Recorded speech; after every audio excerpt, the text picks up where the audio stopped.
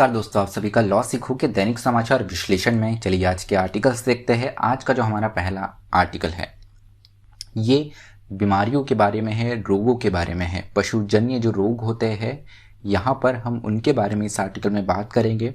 भारत सरकार ने और उसके साथ ही साथ वैश्विक स्तर पर क्या तैयारी की गई है, इनको देखते हुए कोविड एक पशुजन्य ही बीमारी है, वह इन बीमारी को कैसे कंट्रोल किया जाना चाहिए, इन पर ये आर्टिकल विस्तृत रूप से बात करता है। उसके बाद में जो दूसरा आर्टिकल है ये टीके वैक्सीन के बारे में बात करता है, लेकिन यहाँ पर हम कोविड के टीके की नहीं अपितु हम मलेरिया के टीके की बात करेंगे कि अपने आप में सीरम इंस्टीट्यूट के द्वारा एक टीका बनाया जा रहा है, तो ये कितना सफल है, किस प्रकार से बनाया जा रहा है, उस बारे में हम बात करेंगे। और कितनी बड़ी समस्या है मलेरिया विश्व और भारत के लिए, उस पर भी हम चर्चा करेंगे। अंत में न्यूज इन फ्लैश है जिनमें हम महत्वपूर्ण समाचारों के बारे में चर्चा करते हैं। तो चलिए मैं आगे बढ़ूं उससे पहले अपना परिचय करवाना चाहूँगा। मैं खुशवंत पवार। यहाँ पर अगर आप मुझसे जुड़ना चाहते हैं तो मुझे ट्विटर पर @खुशपवार सर्च कर सकते हैं। उसके अलावा लिंक्डइन पर भी आप मुझे पा सकते हैं खुशवंत पवार सर्च करके। तो चलिए आते हैं आज के हमारे MCQ पे।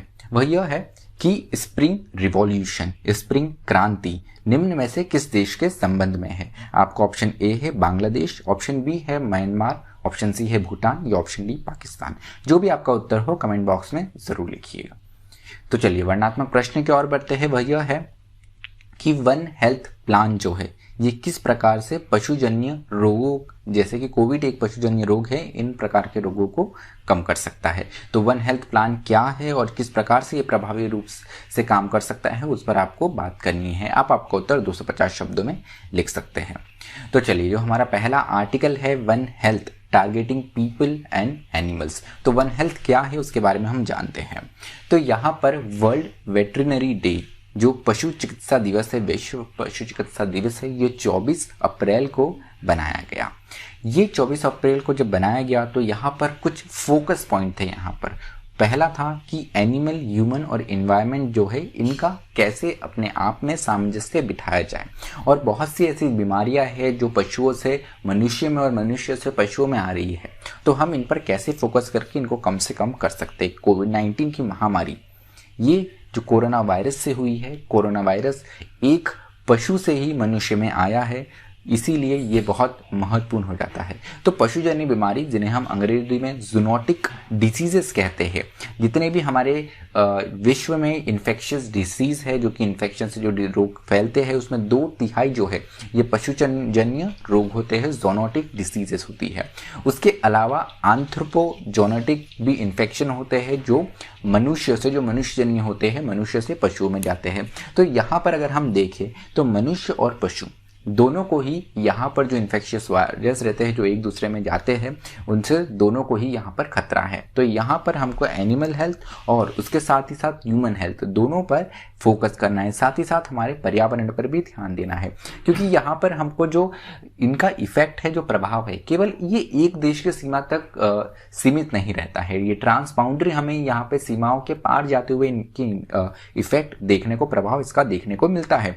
जैसे निफा वायरस की बात करें, इबोला वायरस की बात करें, सार्स या मर्स की बात करें या एवियन इन्फ्लुएंजा, ये कुछ उदाहरण है जिसने केवल एक देश या एक महाद्वीप को नहीं अपितु विश्व को परेशान किया है। तो यहाँ पे भारत का वन हेल्थ मिशन क्या है।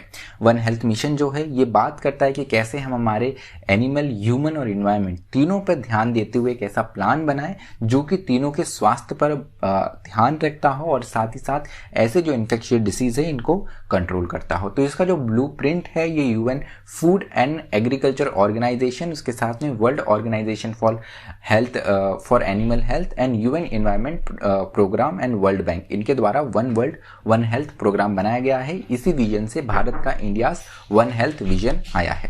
तो 1980 में अगर हम देखें तो India established a national standing committee on zoonotics. तो 1980 में जो है भारत की नेशनल स्टैंडिंग कमिटी जूनोटिक की ये स्थापित की गई। 2015 से देखा जाए तो department of animal husbandry and dairy जो है इन्होंने लॉन्च किया है। बहुत सी स्कीम ऐसी लॉन्च की गई है जो कि एनिमल डिसीज है, जो पशु से जो रोग आते हैं या पशुओं को जो रोग होते हैं उनको कंट्रोल करने के लिए यहाँ पर वो प्रभावी रहे, इसी कुछ स्कीम्स लाई गई है। उसके अलावा 2021 में सेंटर फॉर वन हेल्थ के लिए भी फंड अलॉकेट किए गए हैं। ये जो सेंटर है नागपुर में स्थापित करने की बात की गई है। उसके अलावा there are more than 1.7 million viruses circulating in wildlife. तो यहाँ पर 1.7 मिलियन वायरसेस जो है ये जो हमारे पशु है, जीव जंतु है, इनमें सर्कुलेट हो रहे हैं और इनमें से बहुत से जो है वो जूनोटिक है, मतलब पशुओं से मनुष्यों में जा सकते हैं। तो यहाँ पर बहुत आवश्यकता है कि हम हमारे हेल्थ केयर मैकेनिज्म को उस तरीके से तैयार करें। तो हमें अलग अलग स्तर पर यहाँ पर तैयारी करनी पड़ेगी। जैसे हमको सर्विलेंस करना पड़ेगा कि यहाँ पर कौन कौन सी बीमारियाँ आ रही है, इनको समय समय पर आइडेंटिफाई करना पड़ेगा, खासतौर पर जो पशुओं में भी आ रही है, क्योंकि बहुत सा खतरा रहता है कि पशुजन्य बीमारियाँ जो है ये मनुष्य में आ जाती है। तो यहाँ पर ये भी हमें देखने की जरूरत है। उसके अलावा हमें अलग अलग स्तर पर विलेज लेवल तक हमें यहाँ पर फोकस करने की आवश्यकता है। चलिए, तो हमारा जो दूसरा आर्टिकल है मलेरिया वैक्सीन के बारे में है। कोविड-19 की वैक्सीन को लेकर तो हम बहुत सा डिस्कशन कर चुके हैं, लेकिन आज हम बात करेंगे मलेरिया की वैक्सीन पर। तो यहाँ पर मलेरिया की जो वैक्सीन कैंडिडेट है, जैसे जो वैक्सीन अपने ट्रायल फेज में रहते हैं तो हम उसे वैक्सीन कैंडिडेट कहते हैं। तो यहाँ पे मलेरिया का वैक्सीन कैंडिडेट जो है R21/Matrix-M जो है, इसने अपनी बहुत अच्छी एफिकेसी, प्रभाव पूर्ण जो रिजल्ट इसने दिखाए हैं 77% तक इसकी एफिकेसी, 77% तक इसकी एफिकेसी देखने को मिल रही है अपने फेज 2B क्लिनिकल ट्रायल में। द लैंसेट में ये खबर आई है, ये जो स्टडी है पब्लिश हुई है। तो अगर हम इस वैक्सीन कैंडिडेट की बात करें तो ये मॉडिफाइड वर्जन है RTS का। तो यहाँ पर 30 साल पहले जो है इसको डेवलप करने के लिए RTTS जो है इसके मॉडिफाइड वर्जन जिसका बनाया जा रहा है RTTS का, इसको तैयार करने के लिए करीब 30 वर्षों से मेहनत की जा रही है। Walter read institute research, Glaxo Smith clean and bill and Melinda Gates foundation, उसके साथ ही पाथ मलेरिया वैक्सीन इनिशिएटिव की तरफ से। तो बहुत सारे इंस्टीट्यूशन, अनुसंधान केंद्र साथ में आकर यहाँ पर इस नए वैक्सीन के लिए काम कर रहे हैं। तो यहाँ पर the new vaccine has developed by Oxford university. तो ये जो नई वैक्सीन है ऑक्सफोर्ड यूनिवर्सिटी के द्वारा तैयार की गई है, जैसे कि कोविड-19 के लिए की गई है। जैसा जो हमारे देश में कोविशील्ड चल रही है, कोविशील्ड जो है ये एस्ट्राजेनेका और ऑक्सफोर्ड ने मिलकर, साथ ही साथ सीरम इंस्टीट्यूट ने इंडियन जो इसका वर्जन बनाया ये कोविशील्ड है। तो अपने आप में यहाँ पर ये चीज़ थोड़ी महत्वपूर्ण हो जाती है। उसके अलावा first to reach WHO's goal of at least 75% efficacy. तो वर्ल्ड जो WHO का एक मानक तय रहता है कि 75% तक की एफिकेसी रहनी चाहिए, प्रभावी परिणाम इसके आने चाहिए। तो ये अपने आप में पहली वैक्सीन कैंडिडेट ऐसी बन गई है। और ये वैक्सीन कैंडिडेट जो है, जैसे कोविशील्ड को एस्ट्राजेनेका ऑक्सफोर्ड के साथ में मिलकर बनाया है सीरम इंस्टीट्यूट ने, उसी प्रकार अगर हम देखें तो यहाँ पर इस वैक्सीन कैंडिडेट को भी यहाँ पर सीरम इंस्टीट्यूट ने साझेदारी के साथ में भारत में बनाया है। तो इसका सिग्निफिकेंस अगर हम देखें तो वर्ल्ड में मलेरिया किस प्रकार से प्रभावी है वो जान लेते। 2019 के आंकड़े देखें तो 229 मिलियन केसेस, 229 मिलियन केसेस जो है मलेरिया के सामने आए हैं। उसके अलावा 4,09,000 मलेरिया से रिलेटेड डेथ हुई है, मृत्यु हुई है 87 कंट्रीज में। उसके अलावा भारत के आंकड़े देखें तो 5.6 मिलियन केसेस जो है वो हमें देखने को मिलते हैं, compare to 20 million cases in 2020। तो 2020 में 20 मिलियन केसेस भारत में देखने को मिल रहे, ये WHO का डेटा है। उसके अलावा जो सहारन अफ्रीकन कंट्रीज है उसमें जो बच्चे हैं 5 साल से कम आयु वर्ग के जो बच्चे आते हैं उनमें ये बहुत बड़ी एक समस्या देखने को मिलती है। यहाँ पर 2/3 ऑफ ग्लोबल डिसीजेज जो है ये सहारन अफ्रीकन कंट्री में जो बच्चे 5 वर्ष की आयु से कम है, 2/3 ये जो समस्या है केवल उन्हीं बच्चों में देखने, मलेरिया की बीमारी केवल उन्हीं बच्चों में देखने को मिलती है।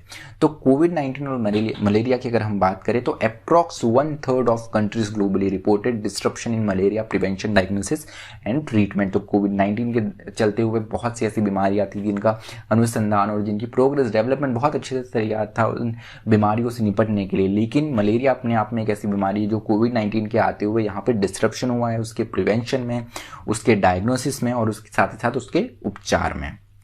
तो यहाँ पर ये हमको फर्स्ट क्वार्टर ऑफ 2021 के आंकड़े से बताया गया है इस आर्टिकल में। चलिए न्यूज इन फ्लैश की ओर बढ़ते हैं। आज का न्यूज इन फ्लैश जो है एक स्टडी के बारे में है। तो यहाँ पे ब्रेन साइज के स्टडी को लेकर एक चीज सामने आई है। मनुष्य का ब्रेन दूसरे जानवरों के अपेक्षा ज्यादा बड़ा होता है, ये अपने आप में इसलिए बड़ा होता है क्योंकि यहाँ पर बताया गया है कि ब्रेन का साइज जो बिगर होता है ये यहाँ पर इंटेलिजेंस बुद्धिमत्ता का एक प्रतीक होता है। वही अगर हम देखे जाए तो पशुओं में देखें तो यहाँ पर उनका स्मॉलर बॉडी साइज रहता है। ये स्मॉलर बॉडी साइज पशु का क्यों रहता है, इसके पीछे कारण ये दिया गया है कि यहाँ पर जो पर्यावरणीय बदलाव आते हैं उनमें एडप्ट होने के लिए, उसमें ढलने के लिए यहाँ पर ये महत्वपूर्ण हो जाते हैं। सो व्हाट इज मीन्स, तो इसका मतलब क्या होता है, evolution is and rooting for increase cognition level in human species. तो चलिए हमारा जो आज का पूरा विश्लेषण है वो यही समाप्त होता है। मुझे सुनने के लिए आप सभी का धन्यवाद। इसी तरह अपना और अपनों का ख्याल रखिए, पढ़ते रहिए, और अगर अधिक जानकारी के लिए आप लॉ सीखो की वेबसाइट www.lawsikho.com भी विजिट कर सकते हैं। Thank you. Stay tuned to Law सीखो।